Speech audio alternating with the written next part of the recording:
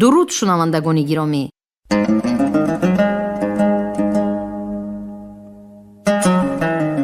با توجه شما گفتاری ادبی از سلسله خوانشی بدیعی از روی اثری در آن دنیای نویسنده خلقی تاجیکستان فضل‌الدین محمدیف در قرائت هنرمند شایسته تاجیکستان باباخان ستاری.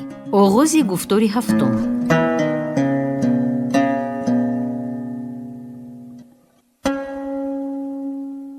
چای، قهوه، کوکالا، گفت صاحب دکان. و می پرسید که مهمان به کدام از این نوشاکی ها میل دارد. کوکالا یقین تلفظ عربی شده کوکاکولای امریکایی بود. لا، گفتم من. شکرم. باز بر رضایت من نگاه نکرده یکی از شاگردان دکان از کوچه بروی لاله چند پیاله چای و قهوه آورد. بزودی دری دکان از آدم پر شد. از دکانهای همسایه برای دیدن سیاحی سویتی کاسبان می آمدند. شاگرد بچه چای آوردگی یک شخصی میان سالی لباس یوروپایی پوشیده را کشاله کرده آورد. وی را برای ترجمه کردن آن چیزی که بنده به انگلیسی می دانم آورده بودند. از من نام دیارم، احوال سلامتی یوری الکسیویچ گاگارین، نام خودم، چند زن و فرزند داشتنم، چقدر معاش گرفتن دکترها، چند نفر بودن گروه حاجیان می پرسیدند. در SSSR آزاد وجود داشتن دین و مؤسسه های دینی بعضی ها را خرسند می کرد، بعضی دیگر را به حیرت می انداخت. کلانسالان بیشتر از مسجد و بازار سوال می دادند. جوانان درباره مکتب و معارف، اقلیم و کیهان نوردان ما. پس از نیم ساعت من از سوال و جواب آنچنان مانده شدم که جراح بعد اپراتسی مشکل و مرکب می شود.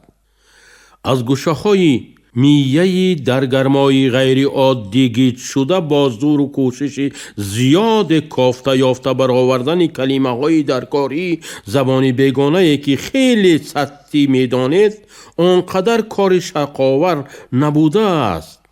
احوال ترجمان هم از حال من بهتر نبود که نبود.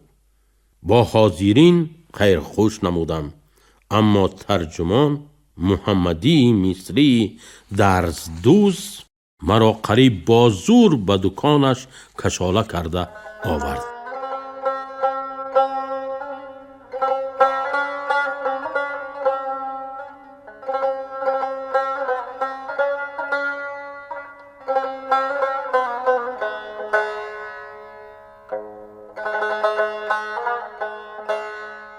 قبل از سفر با زباندانیم باوریم بسا قوی بود. آخر زبان انگلیسی را در مکتب میانه و اینستیتوت جمع 5 سال آموخته بودم. حالا که از سنجش اولین با جویبار آب و عرق غوطیده به زور برآمدم، بینای اعتماد خود به خود ساختم، رخنه نمایانه که پیدا کرده بود. بزمی این زبان خارجی را در مدت 1 ماه کاملا آموخته، آزادانه مکالمه و مکاتبه کرده توانستنی بعض آدمان به یادم می رسید و احترامی به شخصی خود داشتم باز هم می کاهید. با این همه خرسند بودم که به سیر شهر تنها برآمدم. هرگز چشم نداشتم که دیدن یک نفر آدمی عادی کشور من برای مردم این مملکت اینقدر واقعی هیجان بخش است. مادامی که کارچنین است، کمی دم گرفته باز به مابین مردم خواهم رفت. راست گپ مورد توجه آدمان بسیاری گردیدن به کس می فاریده است.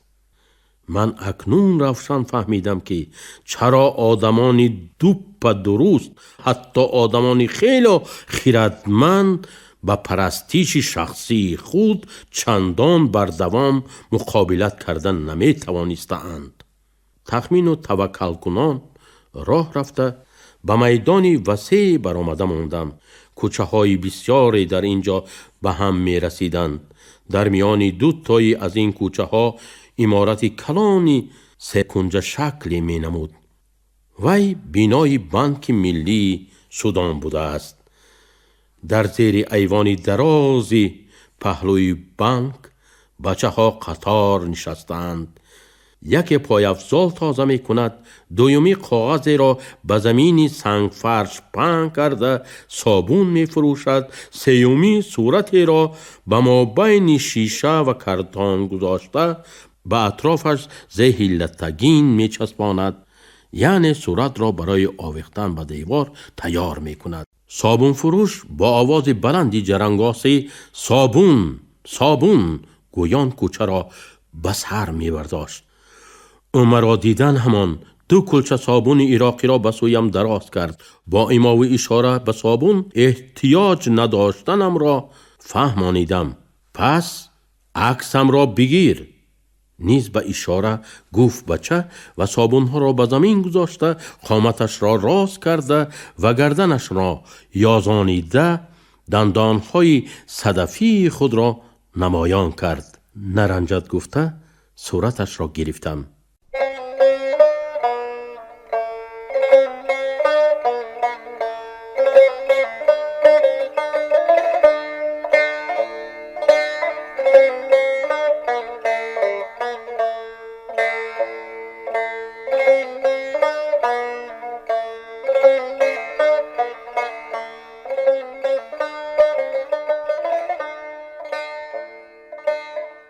بچه ها از اتفاق سویتی بودن مرا فهمیده با شادی و خرسندی چنان غوغای برپا نمودند که من دست و پا گم کرده به اطراف پریشان حالانه نگاه ها می افکندم که آیا به این غوغا راهگذران و پالیس ها در تگی دری بانک ایستاده چی می گفته باشند.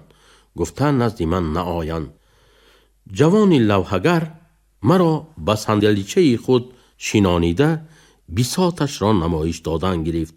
بساط وی از یک دسته گراویورهای رنگه عبارت بود که در آنها صحنه‌های جداگانه اپرا و دراماهای کلاسیکی انگلیس و هند عکس یافتند. قویس گفتم. بارک الله. کلمه های عربی را شنیده بچه ها باز فریاد شادی بلند کردند. لوحگر به من معنیدار چشمک زده از صندوقچه خود باز یک دسته کاغذ برآورد و از بین آنها صورتی را گرفته به من داد. صورتی رنگه از کدام یک ژورنال سویتی بریده گرفته شده بود و در آن عکس لیونید ایلیچ برژنف در میان یک توده سودانی ها عکس یافته بود. از جوان پرسیدم که این صورت را چرا آینه نمی بندد؟ این از آن خودم گفت او، نمی فروشم. بچه ها سخن همدیگر را بریده سفر پارساله برژنف را به رسپوبلیکای سودان تعریف می کردند. یکی سخنهای خوب گفتنش را توصیف می نمود، دیگری می گفت که خودش مردک خوش روی است، ابروانی بزیب دارد و این را با حرکت دست و ابروانش نشان می داد بچه. آره، آینه حساسی صمیمیتن بچه ها. با وجود آن که تجربه روزگار ندارند، از کلان ها پیشتر و بی خطا می فهمند که معامله کی چی اندازه صمیمیت دارد. در عالم دولت هایی هستند که برای نمایندگان آنها بالیدن از قوه حربی خود عنعنه شده است یا همیان غفت خود را به کمبغلان نشان داده بیغمانه خودستایی کردن نشأه می بخشد. اما ساده لوح‌ترین بچه ها هم این را در حال پی می برند. آنها به چنین شخص هیچگاه صابون ارزان خود را هدیه کردنی نمی شوند. او را هاشا و کلا گفته مجبور نمی کنند که کفشی به آن هم تازه اش را به پاداش فقط به خاطر احترام و مهمان دوستی روغن مالیده تازه کنند.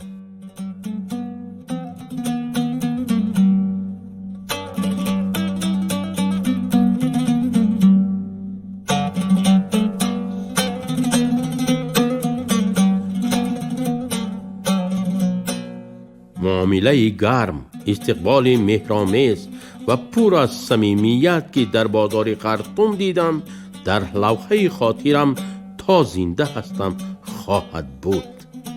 در دیار من فقط یگان عالم معجزه کار یا شاعر بزرگ یا شخص بغایت با نفوذ معتبر را اینقدر عزت و اکرام میکنند. صوفیتی بودن بنده اول در رسته قصابان معلوم شده، به خیالم با سرعت حقیقتاً بر آسا در سرتاسر بازار کلان پهن گردید. فروشندگان، خریداران اطرافم را حلقسان پیچانیده سوال بارانم میکردند. در هر جا ترجمان یافت میشد. در پیش یک فروشنده 2 دقیقه نایستاده فروشنده دیگر صوفیتی مرحبا، صوفیتی مرحبا گویان مرا به جای سودای خود گرفته می برد، به کرسیش می شیناند، از مردمی بگیردم غون شده خواهش می نمود که آن سودتر بایستند تا که پیش شمال را نگیرند.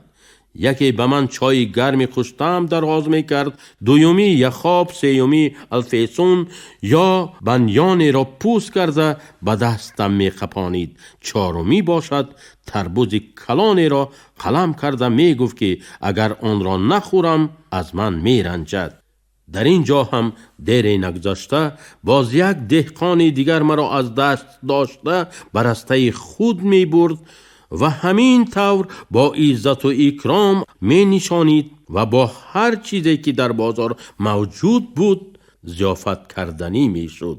هنگامی که مهمان روغن فروش بودم، یک خریدار التماس کرد که به ظرف وی روغن زغیر را محض طبیب صوفیتی با دست خود چین کرده بریزد.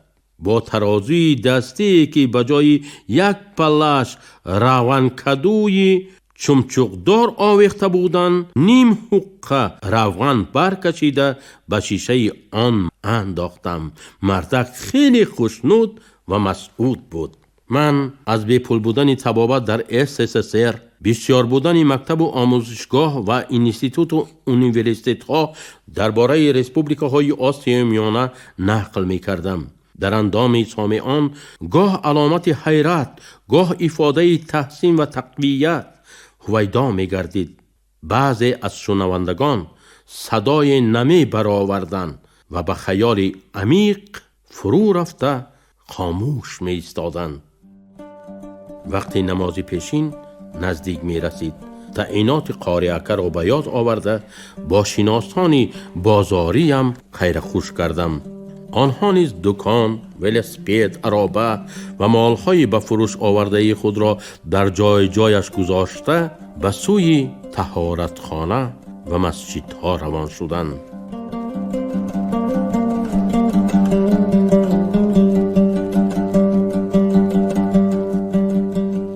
لبیک اللهم لبیک.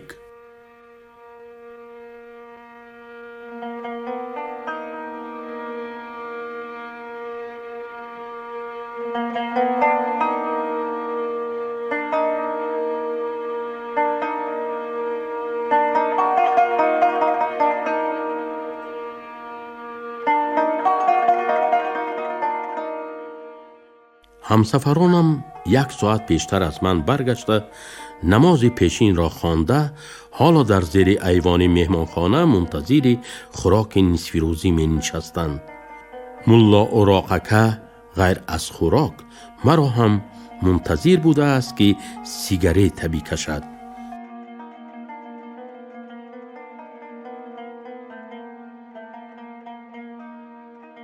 از افتکار تنها وی از دوری کمینه ضرر دیده بود و بس.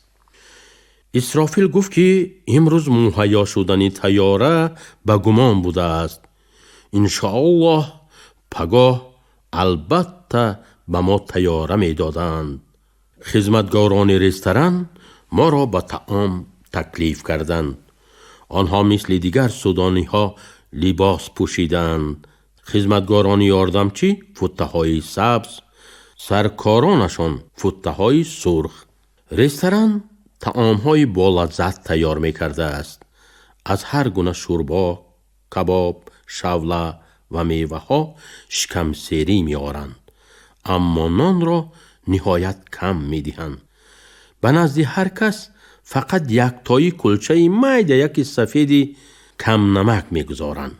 برای آدمی که از اشتها گیله ندارند کلچه اشان نیم دهان می شود و بس.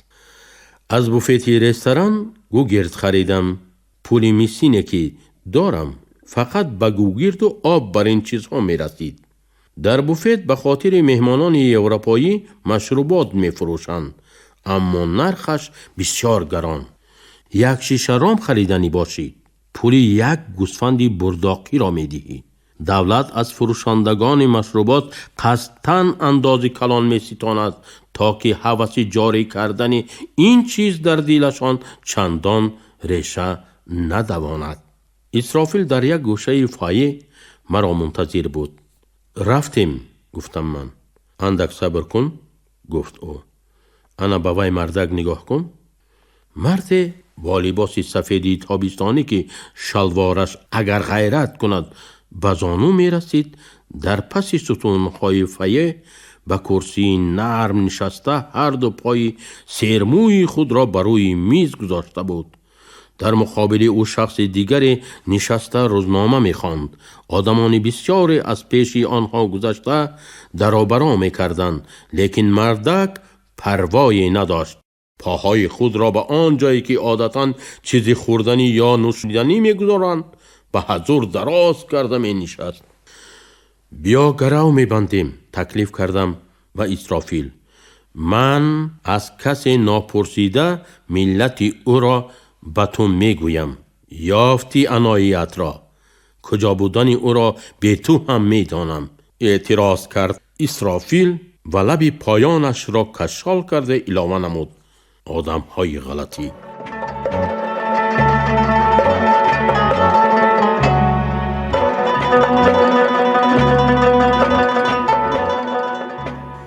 این گونه صحنه را من پیشتر هم دیده بودم. بار من و اسکندر به مسکو آمده در مهمان سرای اوکراین جای گرفته بودیم. آن روزها انجمن جمعیت عمومی اتفاقی مطلوبات سنتر سیوز می گذشت و در مهمان سرا اجنبیان خصوصا مهمانان خارجی انجمن بسیار بودند. یک بگاهی من و جورم از خانه خود برآمده به طرف لیفت می رفتیم که عیناً همین گونه منظره را دیدیم. در عدل میانه فایه لیفت ها میز مدوره می ایستاد. در روی میز اعلاننامه های رنگ برنگه ایرفلات و شرکت های هواپیمایی خارجه پهن شده می خوابید. یک مردک خوش لباس و خوشاندام سولتدار با کرسی نرم چقور نشسته اعلاننامه ها را می خواند و پایهایش را به همین طریقه روی میز گذاشته بود. من نمی دانم که آیا در امریکا این کار عادت عموم بوده است یا آن را یک تنیمته ذات‌های به شخص خود فوق‌العاده مغرور عیب می بینند. به هر حال این کردار به نظرم بسیار خنک رسید. گویا به دسترخوان برای نان پای دراز کرده باشند.